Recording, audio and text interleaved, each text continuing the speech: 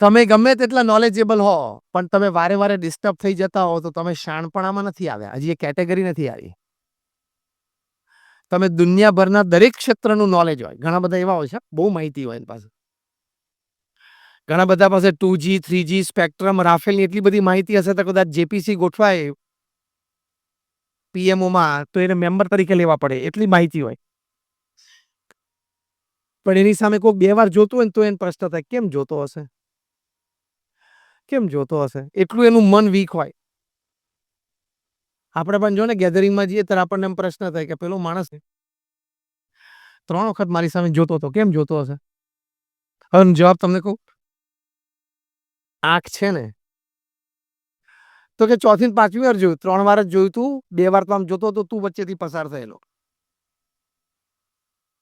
એટલે નાના-નાના સંજોગો, પરિસ્થિતિને આપણે એટલી બધી ડાઉટથી જોઈએ છે, કારણ કે આપણું mind is weak, is cheap, is mean. એટલે આપણે તરત ડિસ્ટર્બ થઈ જઈએ છીએ. આવું કેમ થયું? નહોતું થવું જોઈતું. આવું કેમ થયું? જે બરોબર નથી. તો એ સંજોગ અને પરિસ્થિતિને આપણે સાચવતા આવડવી જોઈએ. Setbacks are part of life, failure is part of life, fall is part of life. Yes or no? Setback, failure અને ફોલ તો જીવનનો એક ક્રમ છે. અને some of the best lessons you learn from that. જીવનમાં મોટી પછડાટ ના આવી હોય ને તો ભગવાનને એકવાર પ્રાર્થના કરવી કે એવો સંજોગ મારા જીવનમાં આવે કે મોટી પછડાટ આવે. એવી પ્રાર્થના કરવી. આવી પ્રાર્થના તમને પૃથ્વી ઉપર કોઈ નહીં શીખવાડે, હું શીખવાડું છું. આપણને એમ જ પ્રાર્થના કરીએ છીએ, ભગવાન બધું મારું સારું થાય ને, દીકરાનું લગ્ન થઈ જાય ને, દીકરી સુખી થઈ જાય ને, છોકરો પરદેશ ભણવા જાય ને, ધંધો સારો ચાલે ને, એવી જ પ્રાર્થના કરીએ. કોઈક દિવસ તો જીગર રાખો કે ભગવાનને એકવાર કહું કે એવા સંજોગો જીવનમાં ઘડો કે પછડાટ આવે, સેટબેક આવે, ફેલિયર આવે, તો જીવનની ઘણી બધી સ્પષ્ટતાઓ, વ્યક્તિઓ વિશે ઘણી બધી સ્પષ્ટતાઓ તમારા મનમાં આવશે. Setback or failure is the greatest teacher. એવા સંજોગો જીવનમાં આવે એ બહુ જ જરૂરી છે. તો વ્યક્તિ ઓળખવાની પારખ, એટલે પરખ તમારી બદલાઈ જશે. એક ક્ષમતા જુદી કક્ષાએ પહોંચી જશે. સંજોગ અને પરિસ્થિતિ તમે હેન્ડલ કરી શકશો. See, what happens with you is 10%. How you take it is 90%. જે બને છે તમારી સાથે એની તો ઇમ્પેક્ટ તમારી પર 10% છે. એ સંજોગ, એ પરિસ્થિતિને તમે કેવી રીતે જુઓ છો, કેવી રીતે મૂલવો છો, તમારા જીવનમાં એ કેવી રીતે સ્વીકારો છો, એની ઉપર એનું 90% ઇમ્પેક્ટ. તો એક સેટબેક કે ફેલિયર આવે. પ્રમુખ સ્વામી મહારાજને લંડનમાં ભવ્ય મંદિર કરવું હતું. ત્યાં લંડનમાં હેરો નામના એક સબબમાં અમે મોટી જગ્યા પણ લીધી. I am talking of early 90s.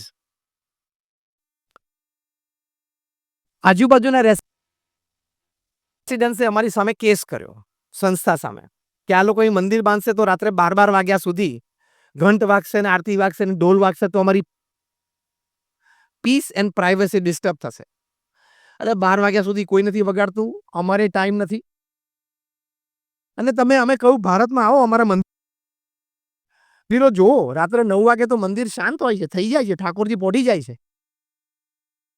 Steel case ચાલ્યો અને પશ્ચિમ જગતમાં કેસના ભાગરૂપે એક લીગલ પ્રોસિજર એવી પણ હોય છે કે જેને સિગ્નેચર કેમ્પેઇન કહે છે.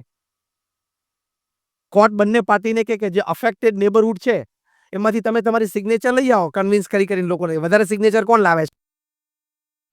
એટલે સાહજિક છે, એ લોકો લોકલ્સ હતા ને અમે ઇમિગ્રન્ટ્સ હતા, એટલે વધારે સિગ્નેચર એ લોકોને મળી. કંઈક એ મોટી વાત રાખીને કોર્ટે જજમેન્ટ આપ્યું કે બીએપીએસ સંસ્થા અહીંયા મંદિર નહીં બનાવી શકે. Full and final judgment. Now listen carefully. Pramukh Swami મહારાજ બરોડામાં હતા અને લંડનથી અમારા ટ્રસ્ટીશ્રીઓએ ફોન કર્યો અને કહ્યું પ્રમુખ સ્વામી મહારાજને કે સ્વામી, આપણે કેસ હારી ગયા છીએ અને હવે આપણે ત્યાં મંદિર નહીં કરી શકીએ. અમારા વડીલ સંત પૂજ્ય વિવેક સાગર સ્વામી સામે જ ઉભા હતા, એ આ પ્રસંગના પ્રત્યક્ષ સાક્ષી. પ્રમુખ સ્વામી મહારાજના કાને આ શબ્દ પડ્યા કે we have lost the case and it is a full and final judgment. પહેલો રિસ્પોન્સ પ્રમુખ સ્વામી મહારાજનો, જો આ સંજોગ અને પરિસ્થિતિ પરિસ્થિતિમાં અભિગમ કેવા રાખવા. એક સેટબેક તો આવ્યો લાઈફમાં, મોટો ઝાટકો તો આવ્યો. પ્રમુખ સ્વામી મહારાજે ઝાટકાને કેવી રીતે લીધો ને એ આપણે શીખવાનું છે. એ જીવન છે. પ્રમુખ સ્વામી મહારાજના ચહેરા ઉપર એક લકીર પણ ફરી નહીં. Not a single wrinkle changed. પહેલું વાક્ય પ્રમુખ સ્વામી મહારાજ બોલ્યા, જેવી ભગવાનની ઈચ્છા. આ શબ્દોમાં બહુ તાકાત છે. બીજું વાક્ય પ્રમુખ સ્વામી મહારાજ બોલ્યા કે આપણે આપણો પુરુષાર્થ કરી લીધેલો, હવે જે પરિણામ આવ્યું એ આપણે સ્વીકારી લેવાનું. કેટલી સ્થિરતા રે. આપણે આપણો પુરુષાર્થ કરી લીધો, બધા રિસોર્સિસ આપણે કામે લગાડી દીધા, હવે પછી જે પરિણામ આવ્યું એ આપણે સ્વીકારી લેવાનું. કારણ કે એનાથી વિશેષ તો આપણે કંઈ કરી શકીએ એમ હતા જ નહીં. અને the third thing is determination. પ્રમુખ સ્વામી મહારાજે કહ્યું કે આપણે નક્કી કર્યું છે કે અહીંયા મંદિર કરવું છે, એટલે કરવું તો છે જ. બીજી જગ્યા શોધવા માંડો, કરશું. બીજી જગ્યા શોધી નિસ્તેનમાં કર્યું. 1995માં ઉદ્ઘાટિત થયું ત્યારે રીડર્સ ડાયજેસ્ટે લખ્યું કે it is the 8th wonder of the world. તમે આજે પણ નિસ્દન જાઓ તો એ મંદિર beautiful exhibition of Indian culture, અને સમગ્ર ઇંગ્લેન્ડ દેશની એક પણ સ્કૂલ બાકી નહીં હોય જેના વિદ્યાર્થીઓએ આ મંદિરની વિઝિટ નહીં લીધી હોય. અને અત્યારે ધ 100 ટોપ આઇકોનિક બિલ્ડિંગ્સમાં એ BAPS સ્વામિનારાયણ મંદિર નિસ્દન લંડનનો સમાવેશ છે. કામ પણ એવું કર્યું. આપણે શું થાય કે આ કેમ બન્યું, આ મુખ્ય પ્રશ્ન હોય છે. મેં કોઈનું ખોટું નથી કર્યું તોય મારી જોડે આવું કેમ બન્યું, આ મુખ્ય પ્રશ્ન. બધા હા પાડો છો એટલે વાત તો સાચી છે ને. મેં કોઈનું ખોટું નથી કર્યું તો મારી સાથે કેમ આવું કર્યું, આ એક પ્રશ્ન. બીજો પ્રશ્ન, મેં મારી બુદ્ધિ, શક્તિ, આવડત, હોશિયારી, રિસોર્સિસ બધા કામે લગાડેલા, તો એમ મારા પ્લાનિંગ પ્રમાણે મને સક્સેસ કેમ ના મળ્યો. હું પ્રેક્ટિકલ વાત કરું છું ને, યસ ઓર નો. આ મનમાં આપણે રહે છે. પણ એક વાત સમજી રાખ, શ્રીમદ ભગવદ્ ગીતામાં ભગવાન શ્રી કૃષ્ણએ અર્જુનને કહ્યું, કર્મણ્યવાધિકારસ્તે મા ફલેષુ કદાચના. કે કર્મ કરવું એ તારો અધિકાર છે, તારું ફરજ છે. પણ પરિણામ ભગવાને કહ્યું કે હું નક્કી કરીશ. કેમ કે there are 10 factors which are in your control to bring success to the project. There are 10 factors which can bring failure to the project which are not in your control. સીધી વાત છે. અને આ શ્લોકનો તમને પ્રેક્ટિકલ અનુભવ બધાને છે, પણ તમે વિચાર નથી કર્યો ને એટલે તમને વારે વારે ડિપ્રેશન અને ફ્રસ્ટ્રેશન ફેલિયર વખતે આવે છે. આ શ્લોકનો તમને પ્રેક્ટિકલ અનુભવ જીવનમાં 10 વખત હશે. જો હવે હું બોલું ને એમાં તમે બધા આ પાડશો કે અમારા અમનો અનુભવ છે. શાંતિથી સાંભળજો. આપણને બધાને અનુભવ છે કે ઘણી વખત આપણે ખૂબ સારો પુરુષાર્થ કર્યો હોય, બધા રિસોર્સિસ કામે લગાડ્યા હોય તોય આપણને સક્સેસ ઓછો મળે છે. હા કે ના? અને ઘણી વખત ઓછું પ્લાનિંગ હોય, એક્ઝિક્યુશન સંતોષકારક ન થયું તો ધાર્યા બાદનું પરિણામ આવી જાય. હા કે ના? તો આ શ્લોક સાચો ખોટો? કે ભગવાને કહ્યું કે તું કર્મ કરે જા, પરિણામ હું નક્કી કરીશ. આ વિચાર હોય તો કોઈ દિવસ સંજોગ અને પરિસ્થિતિમાં આપણે જરાય ચલાયમાન ના થઈએ. એક વાત તો નક્કી કરી જ રાખવાની કે સંજોગ અને પરિસ્થિતિ તો પોઝિટિવ કે નેગેટિવ હોય, હું મારી સ્થિરતા, મારો ધ્યેય, એમાંથી તો હું ક્યારે વિચલિત નહીં થઉં, નહીં તો તમે જીવન હારી ગયા. તો આ છે સંજોગ અને પરિસ્થિતિ પ્રત્યેનો અભિગમ. સંજોગ અને પરિસ્થિતિ પ્રત્યેનો અભિગમ. એક હસતા હસતા એક દ્રષ્ટાંત આપું તમને. એકવાર એક baby mosquito was on it's, નાનું મચ્છર બિચારું જન્મ્યું હતું, એની પહેલી ફ્લાઇટ હતી આમ. એટલે એના મધર મોસ્કીટો અને ફાધર મોસ્કીટો, માતા પિતા બે જણા આમ જોતા હતા કે આપણો બેટો પહેલી ફ્લાઇટ લે છે, જેમ પહેલી વાર બાળક આમ 4 પગે ચાલતા શીખે તો માતા-પિતાને આનંદ હોય ને એને જોવાનો. અને 2 પગે ચાલવાનું દોડવાનું શીખે તો માતા-પિતાને આનંદ હોય.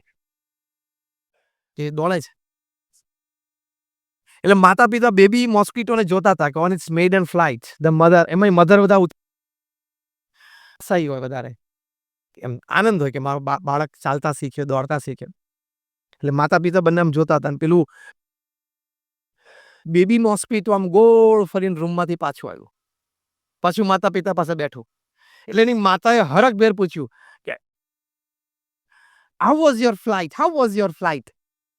તમ કેવું લાગ્યું તમને? તો પેલી બેબી મોસ્કિટો કે mom, wherever I went, everybody were clapping for me. હું જ્યાં જ્યાં ગયો ને ત્યાં બધા મારી માટે તાલીઓ પાડતા હતા. મેં સ્વિચ તો દાબી હતી પણ 2 ઝબકારા પછી લાઈટ ચાલુ થઈ. હું જ્યાં જ્યાં ગયો ત્યાં બધા મારી માટે તાલી પાડતા હતા. શું એકચ્યુઅલી શું કરતા હતા બધા?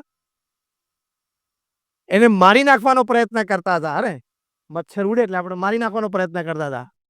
ભલે લોકો મારી નાખવાનો પ્રયત્ન કરતા હતા, અભિગમ એ રાખવાનો કે તાલીઓ પાડતા હતા. જીવનમાં આનંદમાં રહેવું હોય તો આપણા હાથની વાત છે ને. લોકો તો જે કરવું હોય કરે. If you are principally right and not offending anybody, આ 2 શબ્દો યાદ રાખજો. તમે સિદ્ધાંત અને મૂલ્યોની દ્રષ્ટિએ સાચા હો અને કોઈને પણ ઓફેન્ડ ના કરતા હો તો કોઈથી ગભરાવાની જરૂર નથી. વ્યક્તિઓની ચિંતા રાખવાની જરૂર નથી. વ્યક્તિ અને સમાજનો અભિપ્રાય મારી માટે શું છે એની ચિંતા રાખવાની કઈ જરૂર નથી. પ્રમુખ સ્વામી મહારાજે આટલી મોટી BAPS સંસ્થા ઊભી કરી. એમના જીવનમાં એક આત્મગૌરવ હતું કે મને ભગવાન સ્વામિનારાયણે જે સિદ્ધાંતો આપ્યા છે, મારા ગુરુ શાસ્ત્રીજી મહારાજ અને યોગીજી મહારાજે જે મને પ્રણાલિકાઓ શીખવાડી છે, એનાથી બહાર હું કોઈ દિવસ પગ મૂકી શકું જ નહીં. લેશ માત્ર નહીં.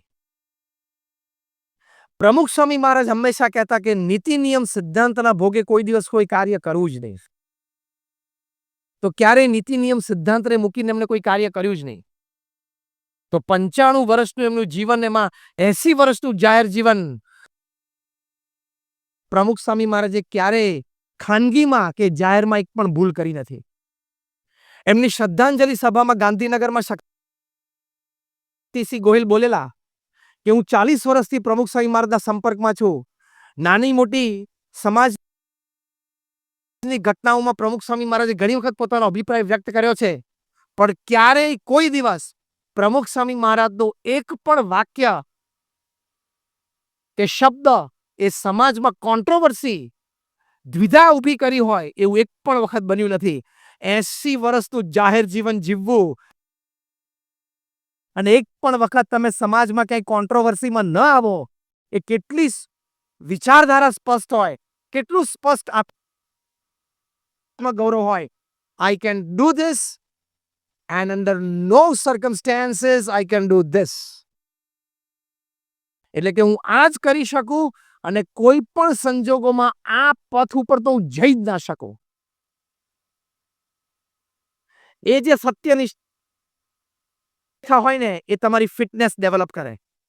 જલિયાનવાલા બાગના મેસેકર પછી અંગ્રેજ ગવર્મેન્ટે કમિટી નિમિત્તિ, સર્ચ કમિટીમાં ગાંધીજી હતા. એ વખતે બ્રિટિશ જજ એમ બોલતા કે મને લોકોનો કદાચ હુઆપો થાય મારી વિરુદ્ધ એનો એટલો ડર નથી જેટલો ગાંધીની સત્યનિષ્ઠાનો મને ડર છે. તાકાત આપણી એ હોવી જોઈએ. તો જો એ જે આત્મગૌરવ છે એની માટે ખાસ ધ્યાન રાખજો કે આપણું ભણતર, આપણી આવડત, આપણી હોશિયારી, આપણી ટેલેન્ટ એ અમુક કક્ષા સુધી તમને લઈ જશે, પણ અમુક કક્ષાથી ઉપર જવું હોય તો આવી સ્પષ્ટ, શુદ્ધ, પવિત્ર વિચારધારા અને ચારિત્ર જ એ તમને લઈ જઈ શકશે. પ્રમુખ સ્વામી મહારાજ 5 ધોરણ પાસ, સાધુના કપડા, અંગ્રેજીનો એક શબ્દ બોલી ના શકે. બ્રિટિશ પાર્લામેન્ટે એમનું સ્ટેન્ડિંગ ઓવેશન સાથે સન્માન કર્યું. કેનેડાની પાર્લામેન્ટે સ્ટેન્ડિંગ ઓવેશન સાથે એમનું સન્માન કર્યું. કેનિયાની પાર્લામેન્ટે એમનું સન્માન કર્યું. અમેરિકામાં ઘણી બધી કી ટુ ધ સિટીઝ એમને પ્રાપ્ત થઈ. ગિનીસ બુક ઓફ વર્લ્ડ રેકોર્ડ્સમાં 5 થી 6 વખત એમનું નામ આવ્યું. આટલી મોટી પ્રતિષ્ઠા અને કીર્તિ કેવી રીતે સંપાદન થઈ? એક 5 ધોરણ ગામડામાં ભણેલી વ્યક્તિ. એનું કારણ શું? તો જ્યારે અમેરિકાના પ્રેસિડેન્ટ બિલ ક્લિન્ટન 2000ની સાલમાં પ્રમુખ સ્વામી મહારાજને માયામી ફ્લોરિડામાં મળ્યા, ત્યારે અમેરિકાના પ્રેસિડેન્ટ હતા. 22 મિનિટની મુલાકાતે અંગ્રેજી બોલે પ્રમુખ સ્વામી કંઈ ના સમજે, પ્રમુખ સ્વામી ગુજરાતી બોલે કંઈ ના સમજે. વચ્ચે અમારા દુભાષ્ય સંત હતા, અંગ્રેજીનું ગુજરાતી કર્યા કરે. એટલે 22 મિનિટનો વાર્તાલાપ એકચ્યુઅલી 8 મિનિટનો જ સમજવાનો. ટુ વે ચાલતો હોય ને.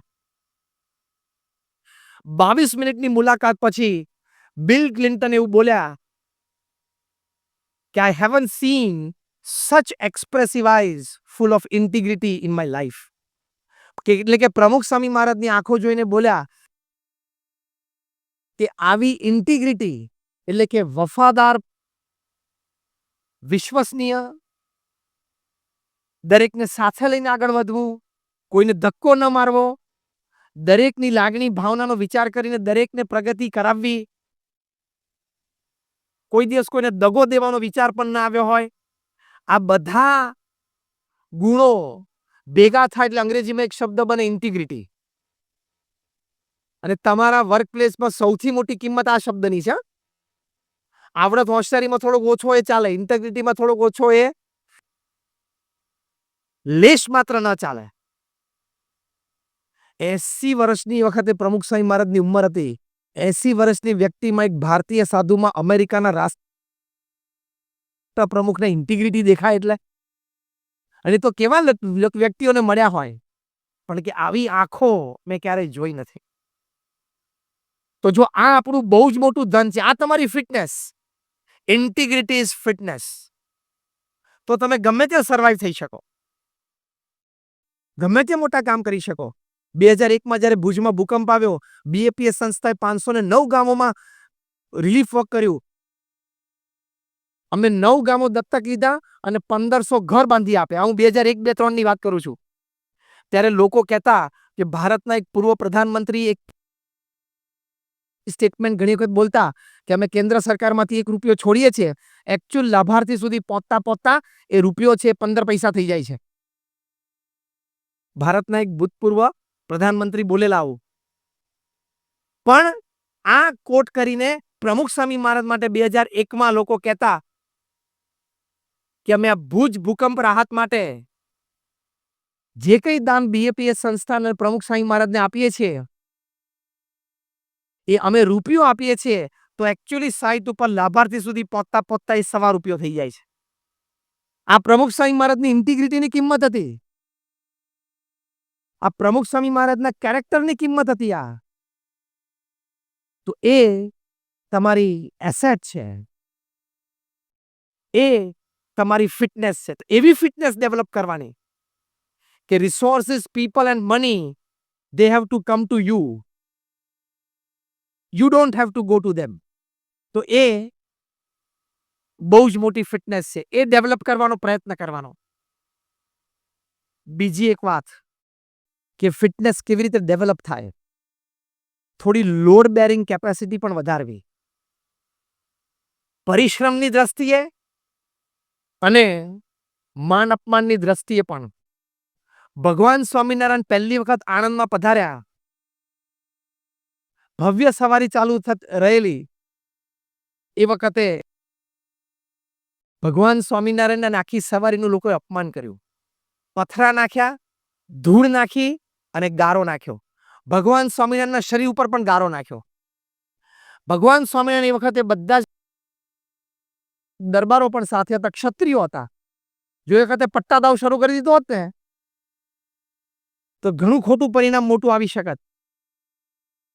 પણ ભગવાન સ્વામિનારાયણે બધાને કહ્યું કે અત્યારે આપણે ખમી જવાનું છે, ધીરજ રાખવાની છે. વીર પુરુષ હોય ને એ ખમે અને ધીરજ રાખે ને, એની વીરતા છે. આપણે ખમી જવાનું છે, એક શબ્દ કોઈ બોલવાનો નથી.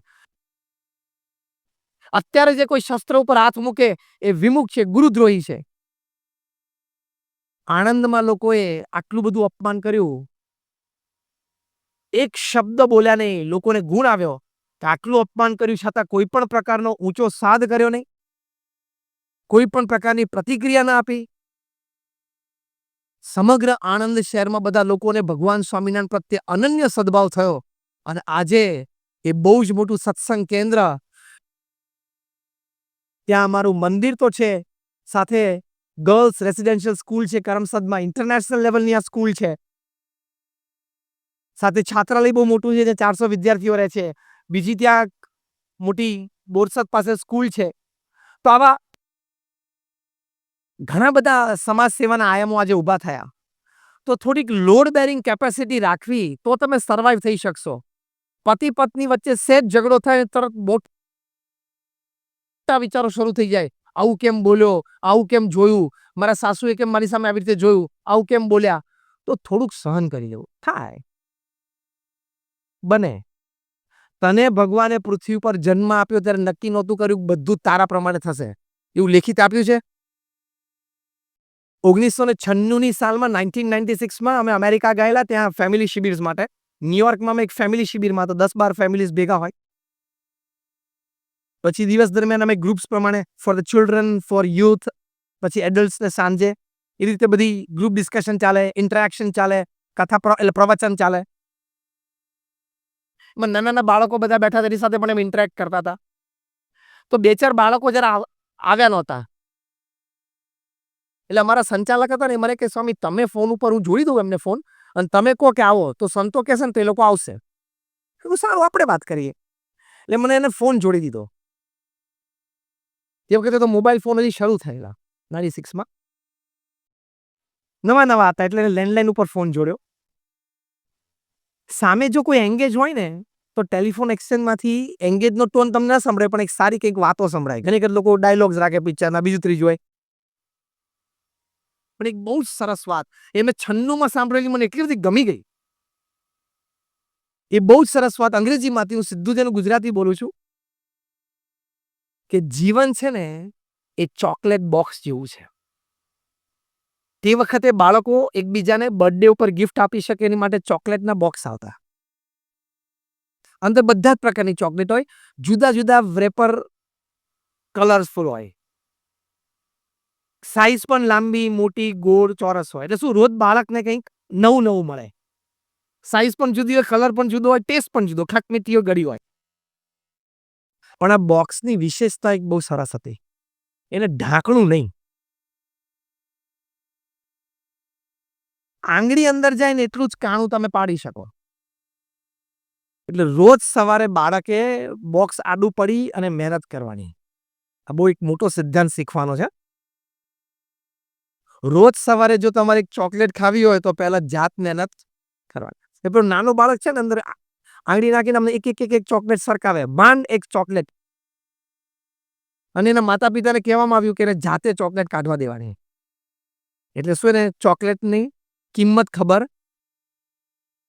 પછી જે ચોકલેટ નજીક આવીને આંગળીથી કાઢી શકે આમ નાના કાણામાંથી, એ જે ચોકલેટ બહાર નીકળે એ ચોકલેટ સ્વીકારવાની, ખાવાની અને આનંદ કરી લેવાનો.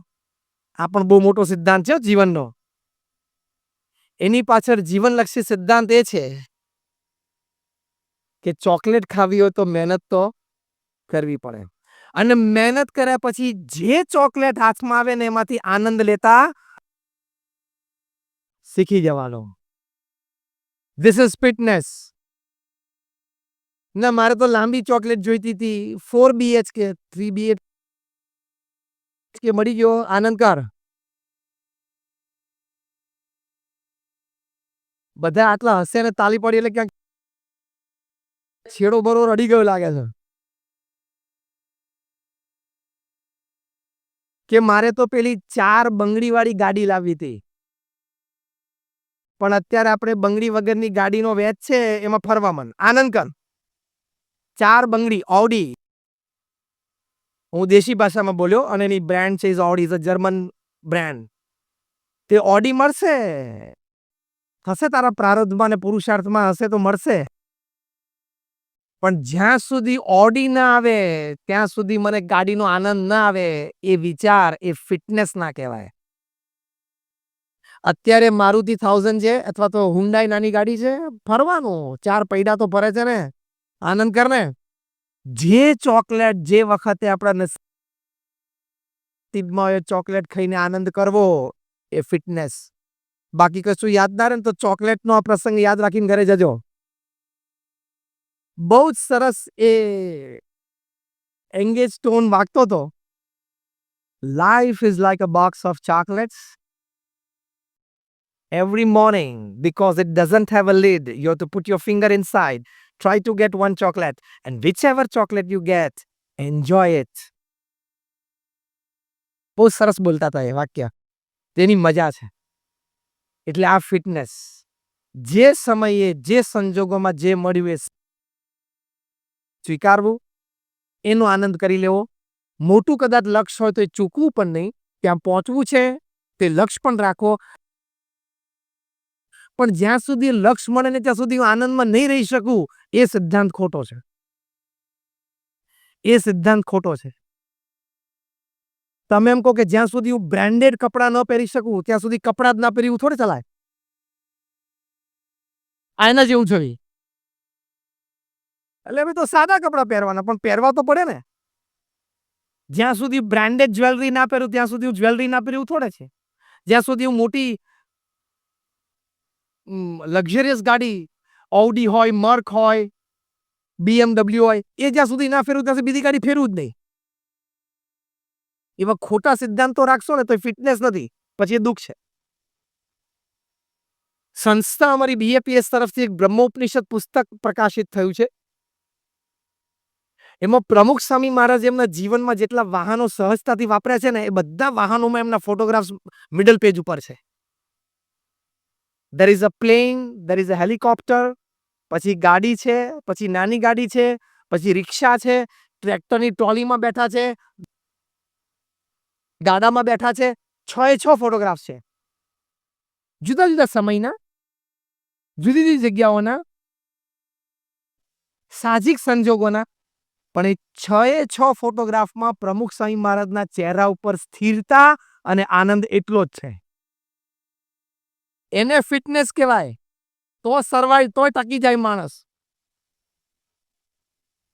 રાજકોટમાં 1979ની સાલમાં પ્રમુખ સ્વામી મહારાજનો જન્મજયંતિ ઉત્સવ ઉજવાયો. હજારો લોકો સભામાં આવ્યા. સાંજે આવી સભા થઈ.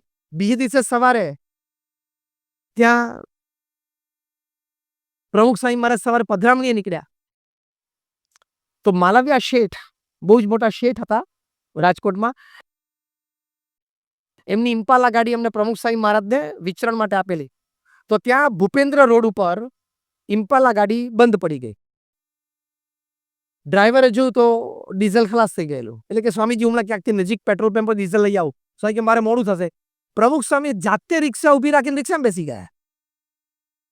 આગલા દિવસે 15-25 હજાર માણસો તમારા જન્મ જયંતિમાં તમને બધાઈઓ આપવા માટે આવેલા. એ આખા શહેરને ખબર છે.